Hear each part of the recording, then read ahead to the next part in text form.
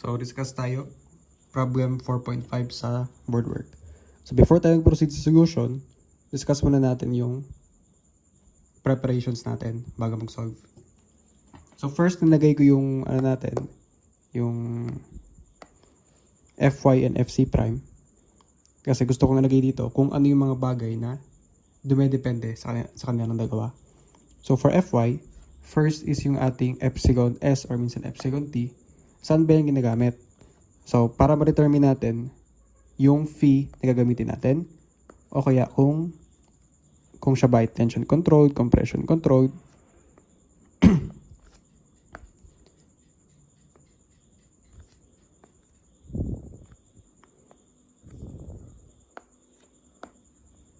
So, yan. Para magaman natin yung phi, meron dyan 0.9, ito 0.65, as ito naman is epsilon S or baka T yan, hindi ko sure. Ganyan. So, ang baka isipin natin, ito is 0.002 and ito is 0.005. Kasi nga, ang epsilon S natin is 0.002. Dagan natin ito, 0.005. Pero hindi yan yung case natin paragi. Kasi, depende yan sa epsilon S natin. And ang epsilon S, depende yan sa Fy natin.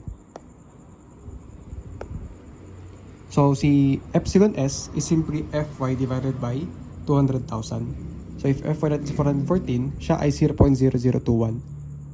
Pero kung iba yung value nito, say for example, 345 divided by 200,000.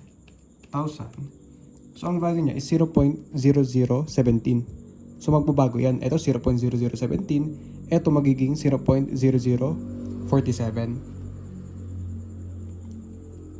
So, next naman, ito yung pakitindi ko dito sa nasa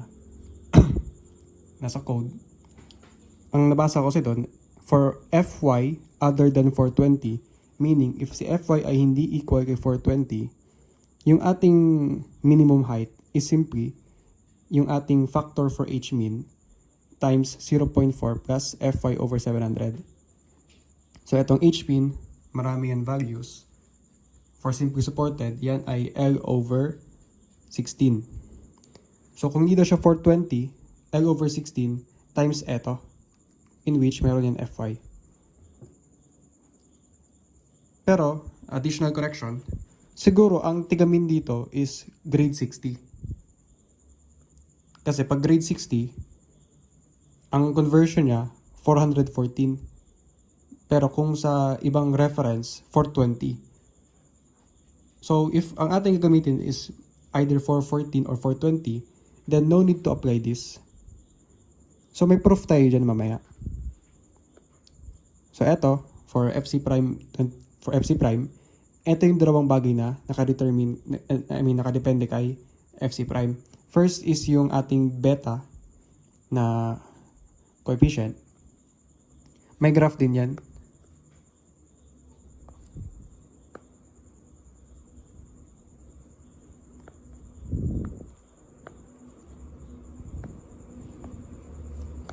So, kunwari, ito ay 0.85, ito ay 0.65 ata.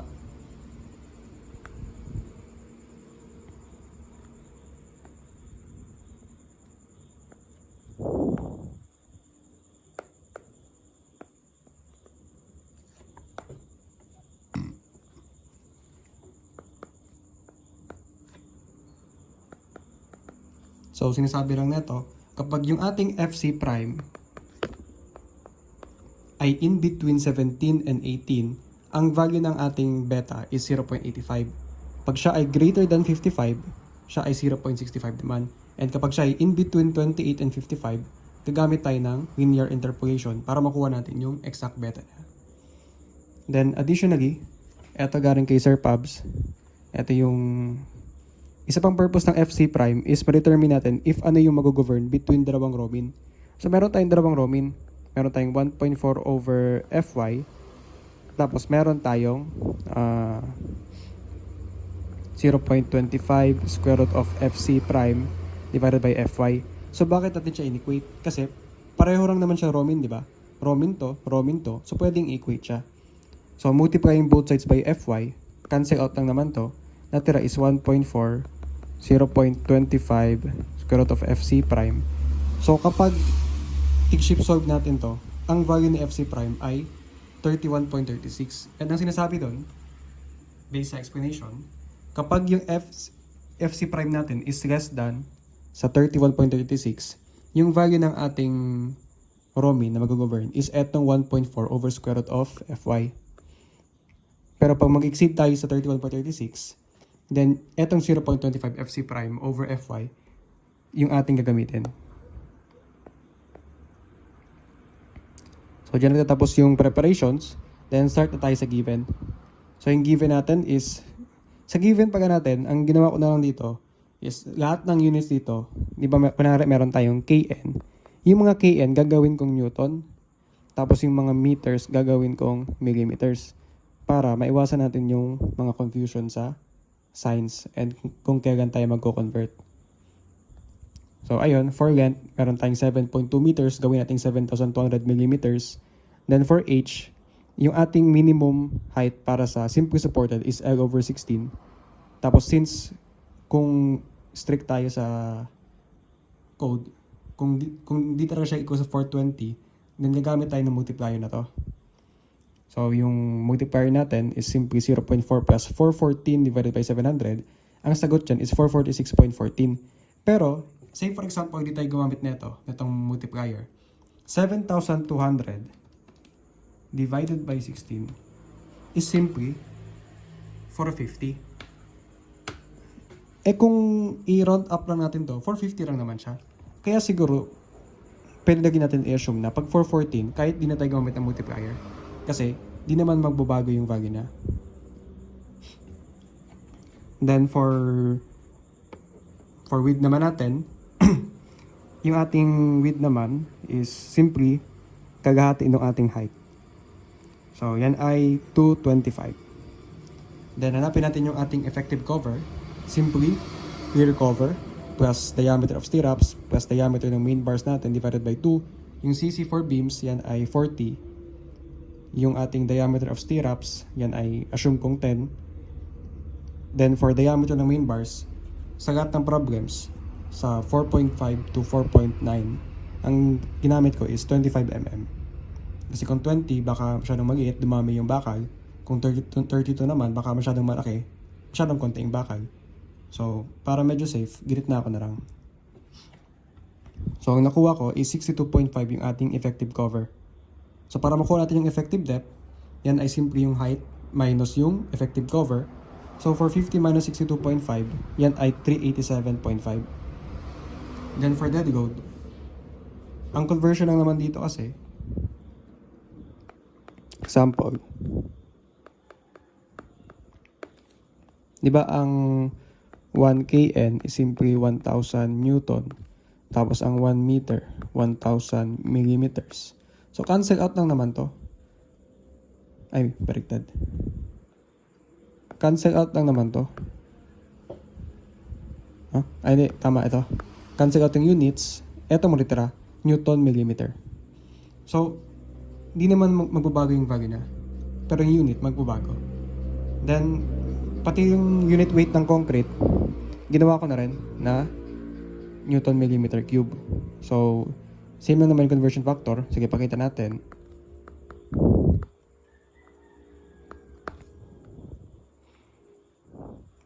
So, 1 kN is 1,000 newtons.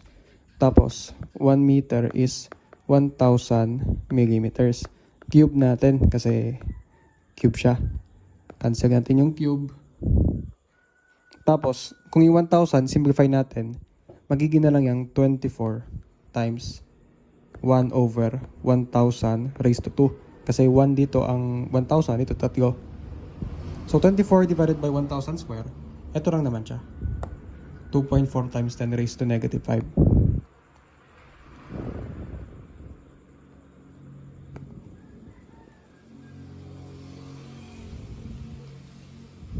So, okay. Na ayos natin yung given. If ating i-follow yung solution, sige, gawa tayo ng straight line, gapag natin yung rho mean and yung rho max. Para malaman natin if yung rho natin is in between ba nila, less than ba kay rho mean or greater than ba kay rho max. So si rho mean, again, ito yung formula natin, maximum of the two. So, sinolve natin, ito siya 0.0038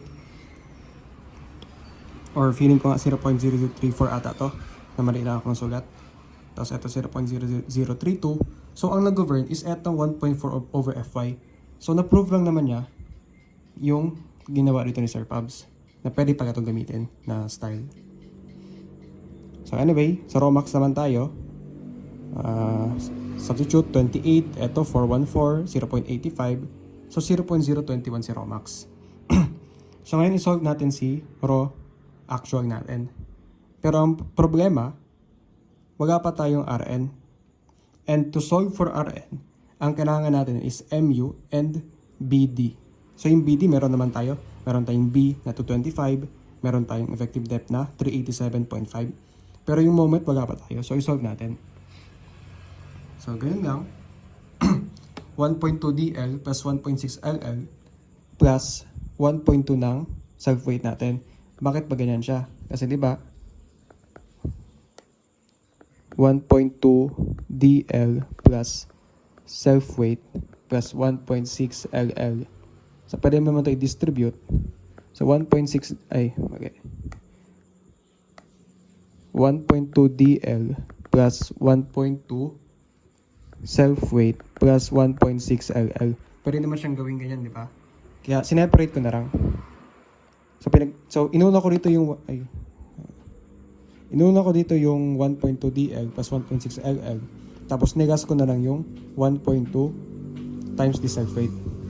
So, ang formula ng self-weight is simply unit weight ng concrete times cross-sectional area. So, unit weight ng concrete sa atin is 2.4. Ito na pala. 2.4 times 10 raised to negative 5. Then, yung area natin is base times height. So, 450, yung ating height, yung base natin is 225. So, ito yung nakuha nating W, 103.32 Newton millimeter. Then, to find the Mu, WL square. So, ito na yung ating max moment, 669.5. Then, plot natin dito, gapang natin dyan, makuha natin yung Rn is 22.02. So, medyo malaki siya. Pero anyway, solve pa rin natin. Igapag natin si Rn dito sa formula. Nung ginawa natin yan, ang kinagabasan niya ay error. Bakit? Kasi yung Rn natin napakalaki. Sobrang laki niya na nagiging negative yung nasa loob ng square root. Kapag naging negative ang nasa loob ng square root, ano mangyayari? Magiging siyang imaginary number. So, for example, ang ganito. Square root of negative 1. Mag-error talaga siya. Kasi imaginary number lang yan. So, ayan. May ginawa tayong modifications dito. So, ayan. Say, for example, etong nasa loob ng square root, iset na natin sa x. Gawin natin x. Tapos, para magaman natin kung saan nag-start yung negative, syempre, iset natin siya sa 0. So, nung in-equate natin sa 0, yung nasa loob ng square root, shape solve, nalaman natin na ang 0 nangyayari kapag ang Rn natin is 11.9. So, kung tinaasan natin si Rn, gawin natin 11.95. Di pa naman siguro ganun kakita yung effects, pero mag-start na siya maging negative. The moment na magkaroon tayo ng negative na value nito, magiging error siya. So, di natin pa rin sabihin na mag-start tayo kay negative 1. Kasi, bago mag-negative 1, meron pa yung negative 0.5, negative 0.25. Ganon. So, anyway, ayun. Pakita ko lang ulit. Ayan. So, kapag 0 yung nasa loob ng square root, ayan, kunwari 0 yung nasa loob ng square root, ganito ang mangyayari. Pag 11.9 yung ginamit natin na Rn, di ba pag 11.9 yung Rn natin, magiging 0 yung nasa loob. So, ang mangyayari niyan, 0.057 yung kinagabasan kay rho actual. Eh, yung rho max natin, 0.021. So, still natin, hindi mag-yield. So, as much as possible, dapat greater than smaller than 11.9 yung RN natin para maging safe siya. So, yun yung problema natin. Kahit mag-safe na yung value natin, nag-i-exceed pa rin siya kay Romax. So, ganito yung ginawa nating conclusion. Kung Romax lang naman yung problema natin, what if i-equate natin si raw actual kay Romax? Diba? At least alam natin kung saan tayo mag-start. Diba? Alam natin yung limit natin. Ito yung boundary natin, si Romax. Pag sumobra kay Romax, hindi ka talaga mag-yield. So, kailangan natin magaman kung saan nag-start si Romax. Para at least, gagamit tayo ng value ng raw na smaller than Romax. So, yun. Equate natin. Equate natin si Romax kay raw actual. So, ito yung Romax. Ito yung raw actual. So, ang maganda kasi dito, etong first part ng Romax and raw actual, same lang naman. So, pwede nating i-cancel out. So, eto yung natira sa atin. So, okay na din to. Yun nga, you can use this. Pero, at the same time, kung gusto natin siya i-simplify, then pwede natin gamitin to. Yan. Taas ko naman ito. Simplified na yan na version. So, yan. At the same time, ano ba magagawa natin dito? By equating Romax sa raw, kasi kung observe natin dito, no? Si FC prime, given naman yan. Fy, given. Beta, given na din yan. Given, given, given. Si Rn lang talaga dito ang hindi given. So yun nga. So that we'll know at which value of Rn determines whether still yields or not. So di ba yun yung problema natin kanina? Yung Rn natin. Masyadong malaki si Rn, nag-error siya. So yun yung mahirap paghanap ng Rn. So what if hanapin natin yung Rn? Yung Rn na magre-result sa Romax. So ayan, kung gusto natin i-derive kung paano ito nakuha na simplified version, eto lang naman siya. Ayan. Pagdating dito, si 1 naglipat natin, kaya siya naging negative 1. So may negative dito, lipat sa kabila, so change yung signs. Yung negative 1 naging positive 1, eto naging negative. Then, para maalis si square root, multiply ay square natin yung both sides. So, eto, naka-square na. Then, transfer na natin si 1. So, naging negative 1. Then, may negative ka dito. Multiply mo naman ito by negative. So, yung negative 1 naging positive. Eto naman, naging negative. So, para matapos na to, etong 2 and 0.85 and FC prime, i-transpose lang natin sa kabila. Kaya siya naging 0.85 FC prime over 2. So, yan yung formula for Rn. So, yan yung Rn natin. Kung ayaw natin gamitin to, pwede natin to i-memorize. Pero if ayaw natin to i-memorize, pwedeng ganito na lang. Kasi mas madali naman siyang gawin na ganito. Kasi simply, inequate natin si Romax kay Raw. So, makuha natin dito is yung Rn maximum. So, pag nakuha natin si Rn maximum, yun ang guide natin. Kung ano ba dapat yung value ni Rn, it should be less ay smaller than yung value na makukuha natin dito.